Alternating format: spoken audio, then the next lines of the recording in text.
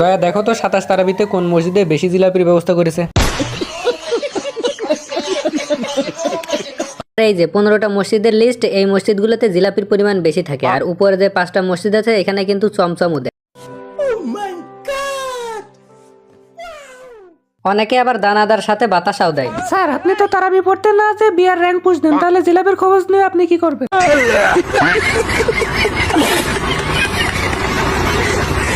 আরে অভিজিৎ, এবারে রোজা ইফতারিতে মুড়ির সাথে জিলাপি মাখিয়ে একদমই খাওয়া হয় নাই, এজন্য 27 তারাবিতে জিলাপি গুছিয়ে বাকি 2 দিন শান্তি করে ইফতারিতে মুড়ির সাথে জিলাপি মাখিয়ে খাবো। 27 তারাবি অর্থাৎ কদর রাতে পোলাপান সব যাবে নামাজ পড়তে, তার মানে কেউ গেম খেলবে না। এই সময়টাতে আমি বিয়ার র্যাঙ্ক পুশ দিয়ে গ্র্যান্ড মাস্টার উঠে যাবো।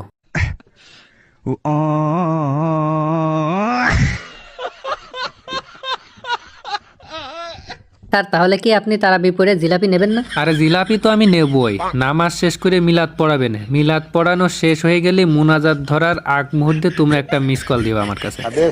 তোমরা মিস কল দিলে আমি সাথে সাথে মসজিদে যাব, যাই জিলাপি নিয়ে চলে আসবো।